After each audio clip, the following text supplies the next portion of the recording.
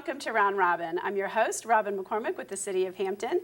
And today we're going to talk about some really fun and exciting events going on at the Hampton History Museum during July, August, and maybe a little bit into the fall. My guest is Seamus McGrann. Welcome, Seamus. Thanks for having me. You guys always have a lot going on. Like, you might be very excited about July and August, but I'm like, there's just constantly new fun events going on at the museum. Well, right. I mean, it's something we do throughout the year. We have a regular program series, but we also do some great special events, as you know, very family-oriented events, community-oriented events. And so we've got the summer jam-packed, but we're working on the fall and actually into next spring already with some of our festivals and then some of our holiday events that'll be coming up. But I mean, as you know, we have we start out each month with our second Saturday family event, and each month we take a theme either from the city's past and create family activities around it. Well, you also kind of take a theme from popular culture a lot and weave the two together. Well, that's what I was going to say is we found that very successful, and it's a real way of not only getting the kids excited, but the families, the parents as well. Some of the things that we've done revolve around Minecraft. That was huge, wasn't it? That was huge. Yeah. In fact, it got so huge last year, we had over 1,000 people at the museum that we took it to Carousel Park this last spring and had close to 3,000 people. Holy cow. Yeah, and this is one of those things that really got the community involved, not only during the event, but before it. Because, as you remember, we needed hundreds and hundreds of boxes. I saved you boxes and boxes, and Elka said, stop bringing them, hold on to them. We have no storage left. Yeah, we had all of our storage nooks and crannies filled with boxes that the kids, the families, created the buildings of downtown Hampton out of, and we created a model of downtown Hampton based on Minecraft ideas and the art in Minecraft. And it was a really cool event. But I tell you, this was one of those events where the parents got really into it too, and older kids, teenagers. Yes, like a lot of yours are geared a little bit more toward a younger crowd, but that's one where the older kids could really participate. It really was, and then we had SpongeBob, where we were able to talk about the history of the Chesapeake Bay, as if SpongeBob came and toured the Chesapeake Bay and kind of did a little bit of time travel. And then one of our other big events that we had earlier in July was our Doctor Who themed time travel event. Again, appealing to the older, preteens and teens, right? Adults, and the adults, yeah. of course. Lots of cosplayers got excited about this, and we had artists and makers who created the Doctor Who TARDIS and brought that, and some of the Daleks, and that was another just awesome event. And these things, they get people thinking about history in a different and fun way. And I think the museum has changed a lot over the years, but people don't always realize it. They may think of it as this very static place where you go through the displays. And you guys have done a whole lot of different things to bring history to light. And some of your fans may not always like this, but it's a less traditional approach, and one that does have some fun with history and has a base to it, but maybe isn't literal, because SpongeBob didn't really visit. No, he didn't. He didn't really, and he's not real. Darn it! But that's the idea. Is you do need these different hooks, to use that term, especially to get younger kids involved. But then again, for what you might consider the more traditional audience, we do have our lecture series. The first Monday of every month is our Port Hampton lecture series.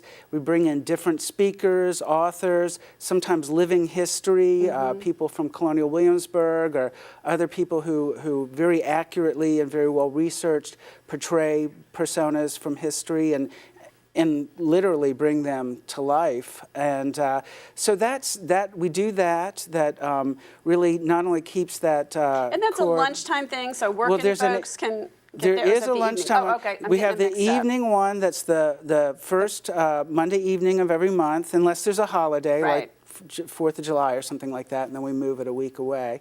But then we do have our Lunch and Time series, which again will bring in sometimes people from other museums or something like that to talk about what's going on, what they've really discovered. But do living history sometimes, or storytelling, or again, authors or something like that. It's geared a little bit different. It's for the lunchtime crowd. Encourage people to bring a bag lunch or pick it up at Grey Goose or La Bodega or something like one of the great downtown Hampton restaurants. And we have dessert for you, so you don't have to worry about bringing that. But, and that's completely free. And it's another way of getting people really engaged with the ideas about history and looking at it in different ways. And then that's the third Wednesday, or the third Wednesday of every month. Also on the third Wednesday of every month, that evening, a program I know that you're fond of, is what we call the Front Porch Music Series. And it's more or less a metaphor for a front porch in that it's a very welcoming place. We have it in our great hall, so you don't have to worry about the weather. But we do have... But if the weather's decent, we can be the drinks outside and the appetizers are outside, which is nice. We've got that great courtyard you can hang out in and still hear the music and enjoy a beer or wine. But each month, and have a different musical group come and perform, with the idea being what I call roots music, but talking about the different types of music that have really shaped the American soundscape. We do a lot with blues, have bluegrass, but also folk, rock sometimes. But the idea is that there are these traditional forms of music that through, as we often talk about the different cultures coming together, I mean, blues and bluegrass are two, might seem like opposite ends of the spectrum, but both, greatly influenced by what Africans have brought to our culture, as well as, Scots, Irish. Right. Well, for instance, in July, we're going to have on the 20th, Daikon and Valet. Really stellar performers. Tom Daikon is actually works with Hohner Harmonica as one of their artists of choice to really showcase, and he always comes with a suitcase full of these beautiful harmonicas and is always switching out and playing them, but accompanied by a great guitarist. And special guest for this performance is Ollie Adcock, who is a percussionist, but uses different types of instruments other than drums at times, like buckets or whatever, to really create this unique sound. So that's another way where we're talking about, a traditional form of American music, but how artists in our area, and as you know, we've got tremendous wealth. Oh, it's been amazing, this series. I love it. Well, in this area, we're really blessed with the different types of musicians we have available. And next month, in August, for the Front Porch Music Series, we have a relatively new band, as far as just a few years, but Brackish Water Jamboree. But I'm excited to hear that. They've really made a name for themselves, and in fact, also in early July, had a music festival that they created in Norfolk, but very influential on the music scene right now. And but they perform, while at one moment very traditional bluegrass, but then bring it right up into the contemporary with their own original music, which deals very much with this area. So they're really celebrating and talking about, the Hampton Roads area and Virginia, but then also do some amazing covers by other artists. So it's going to be a really cool night in August. But before I forget, one of the series that we do throughout the month that you also are familiar with is our oral history series. Yeah, that was fun. I got to moderate one of those, I know. and it was really interesting.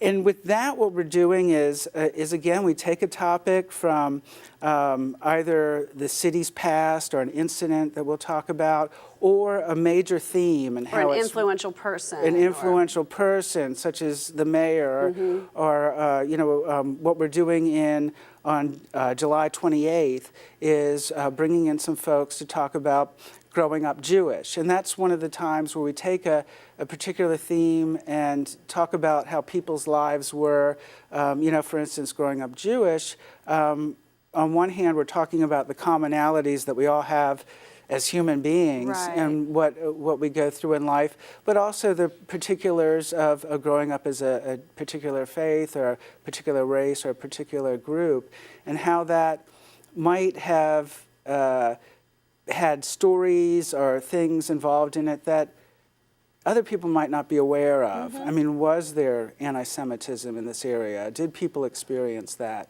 So these are some of the things that we like to explore too. Because as we've done, over the years with exploring, Jim Crow, segregation, also bring in members of the LGBT community to talk about what it's like growing up gay, bisexual, or transgender. These are stories, they're things that are in the news today that we're all very familiar with or aware of, but might not have the personal stories behind it. And I think that is what makes it so special, is it is so personal. It's not people talking about the issue in a policy way. It's, this is my life, this is who I am, this is what happened, and how it affected me. And I think that's, what makes that program work so well. And that's why we call it Our Story, Our Time, but it's part of an overall arching project that we've been working on for the past 5 years or so, called the Oral History Project, where we're not only bringing in each month people to talk about these different subjects from their perspective, but we want the audience to also share their stories. So people can come and share their stories then, or if they're unable to come, contact us. We will send one of our trained volunteers out to record oral histories wherever people are, or people can make arrangements at any time to come in and tell their stories and record it. But another aspect of that we're involved in, and you're going to be hearing more about in the future, is our collecting efforts. We have a great collection of memorabilia, artifacts, very important things from Hampton's history, but that never ends. There's other eras. Well, history never ends. Like No, it doesn't. some people think it's the Civil War or the Revolutionary War, but history is still being made. It's happening right now. Right. And so that's why we want people to think about maybe the things that they acquired at certain, around certain events, or, Hampton elections, or some big thing that happened in Hampton, or the photographs that they took. And that's one of the interesting aspects about it is, we're always looking for images. They're so powerful in talking about Hampton's history and what happened in Hampton. But people might think, well, how are my snapshots or my photographs of this parade going to be of interest to you? Well, it's of great interest to us. It is, and it's a shared experience for other people or for their kids to think of what life was like in Hampton. Well, those artifacts that we collect, or the oral histories or photographs, they're things that we will be using in future exhibitions, or we're always looking at ways to update the Hampton History Galleries. That's something, if people haven't been to the Hampton History Museum lately and have gone through the Hampton History Galleries, they'll see there's been a lot of changes. And those are from the exhibitions we've done over the past few years. And new items that have been done. New items, That's new great. information. Something we're really excited about that'll be taking place later in August is, as you know, 2016 is the anniversary of the 1619 arrival of the first Africans in North America, actually Landed at Port Comfort. out at Port Comfort. So we're adding into the galleries in the ship's hall. We're really approaching and tackling the subject of slavery. And, we've talked about how, trade was such an important part of what was happening here in Hampton, but part of the cargo was human. And we really need And most to, of the trade was produced by slaves. I mean, Exactly. tobacco didn't grow itself. I Exactly. mean, wow. So I think that these are things that people are going to really be appreciating. There's going to be more interactive elements, and we've also got a slate of changing exhibitions that'll be taking place in the coming years. And with those exhibitions, we're going to be learning and exploring new ideas that then can be brought into the Hampton History Gallery. So there's always going to be something new and something fresh to appreciate there. That sounds great. Well, we need to wrap up, but do you want to give us any highlights of things that are coming this fall or for the holiday season? Well, for the holiday season, we're doing our holiday market again. And in fact, if there are people out there who produce traditional crafts or can do craft demonstrations, we're looking of bringing a lot of heritage items into that, as well as great food and lots of fun stuff. But we're looking for vendors now, and that's going to be taking place. I believe it's on December 10th, the same day as the Holidays Parade. So it's going to be part of a great thing. You can come and experience an entire day with your family. And then we're looking ahead to Heritage Day and all of our other events for 2017 already. Thank you so much, Seamus. It's very exciting. You guys do so much out there at the museum. Well, thanks for having me. And thank you for watching. I hope you will come by the museum. A lot of their programs have a $5 entrance fee, but they are free to members. And if you go as often as I do, I go to all the concerts, you will save money just by joining, and it allows you to come back as often as you want for a year. Thank you so much.